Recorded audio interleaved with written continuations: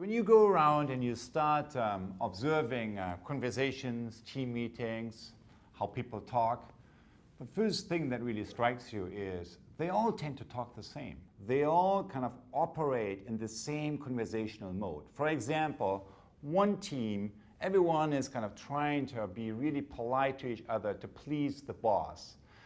In another organization, you have another team meeting, and there maybe everyone is engaging with each other in a fierce debate. And then there's a third kind of team that you see in another organization, and in that meeting, everyone is trying to engage with each other in a dialogic, more reflective conversation mode.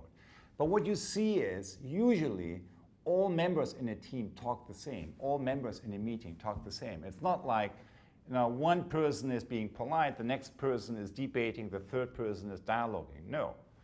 We have these patterns. We enact our conversational actions out of something that happens between us, and that something, that's what I refer to as field. It's a pattern of interaction. And do we see these field patterns shifting very often? No. Does it happen? Yes, it can happen. If it does happen, we usually all notice it, and it usually affects everyone in the team to shift from one mode of operating to another one. So that's my first observation, which is conversation happen in fields. And the second observation is that there's only a very finite number of generic fields. Yes, it's true, every conversation is different, but when you really listen to the deeper generic field patterns, there's only a very limited number of them. In fact, I believe I have only seen 4 of them. The first field of conversation is called downloading or talking nice. What it really means is that we are speaking from what they or what others want to hear. So we engage in polite phrases, polite conversational routines, and we are basically conforming with what other people want us to say. We are not necessarily articulating what we really think, but we fit in, we conform with what others want us to say. And that style of conversation is what in schools we call learning. So we learn to articulate what teachers want us to bring across. Or in organizations, we call good communication, giving positive feedback, articulating what the bosses want to hear. And probably none of us in this global community of change makers that comes together here in this U-Lab would be in this place if we couldn't at least to some degree deliver on this field of conversation. So if it serves us as individuals, what's the big problem with it? Well, the problem is that from an organizational learning point of view, it is absolutely dysfunctional because it disables us as a team to talk about the real issues that we face as a team, as an organization, as a community. And that actually brings us to the second field of conversation, something that we call debate or talking tough, and something that essentially is based on speaking from what I think rather than from what they want me to say. So different behavioral aspects here are that people bring in their own point of view. So the entry ticket to a conversation is not that I'm conforming with my boss and then I'm saying that. That's level 1. Level 2 is my entry ticket is that I have a different point of view, something that differs from what the person before me or all speakers before me articulated and brought into the conversation. That is what gives me legitimacy to articulate the point of view that I want to bring in. While it's a great thing to have that great progress, you could say, with this style of conversation is that we bring all the different viewpoints that exist in a team, in a social situation, in a community, that we bring them onto the table. That being said, the limitation of this style of conversation is that people cannot get beyond their point of view. If you kind of imagine kind of the viewpoint is like a jacket.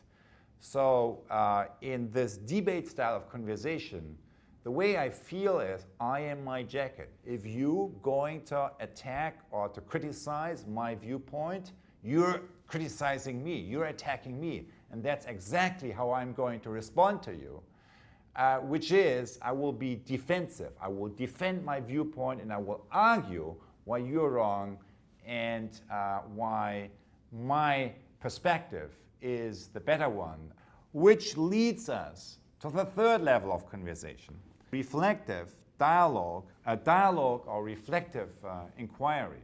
And the essence of this kind of third field of conversation is that I am beginning to speak from seeing myself as part of the whole.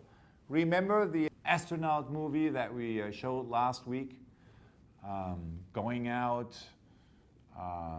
for the moon, for the stars, and then turning around the camera and beginning to see planet Earth and planet Self.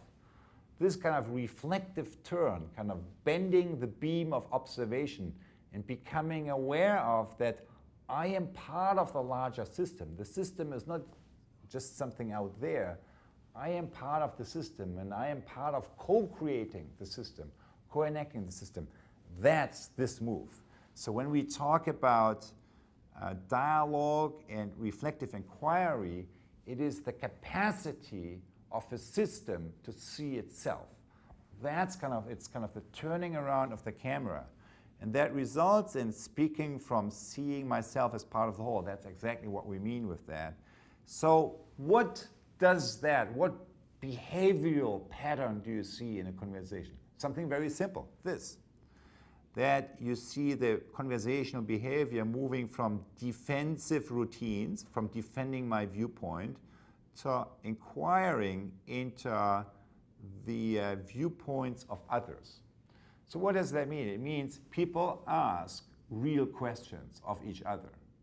So in a debate style of conversation, if you differ from my viewpoint, I'm fiercely going to defend my viewpoint and tell you why I am right and you're not. While in a dialogue, you and I still have the same difference in viewpoints. That's not different. But what is different is that in a level 2 conversation, I try to convince you why you are wrong and why I try to defend my point of view against you. In a level 3 conversation, a reflective dialogue, I'm beginning to ask genuine questions. What makes you think differently? Why is it? So what are the experiences? What are the foundations based on which you come up with a viewpoint that's so different or slightly different to my own conclusions? So that criteria, whether or not people ask genuine questions of each other or questions of each other at all, not rhetorical questions, but real questions, that's a very good indicator whether you are operating on level 3, reflective dialogue, or on level 2, which is a debate style of conversation. So let me sum up. Moving from level 2 to level 3, moving from debate to dialogue means moving from I am my jacket to I have a jacket. And if I have a jacket, it means I can take it off. And I can hang it someplace, and I can suspend my assumptions, the assumptions of my viewpoint, and I can look at it from outside because I have a point of view. It's not I am my viewpoint. And then I have the freedom to move around and look at the situation that we are facing from another stakeholder's perspective. And then to move on and again kind of to move around the problem and look from all the different angles of the other stakeholders and appreciate how it looks different from their viewpoint and from their experience. And then in the end, I come back and I return to my own perspective, to my own jacket. But I am, now my decisions are informed by the broadening and deepening of the perspectives and by the awareness of the impact that my decisions have on the experience of all the other stakeholders. In my view, 50% of change management is just about that shift. That shift from I am my jacket to I have a jacket. The shift from debate to dialogue.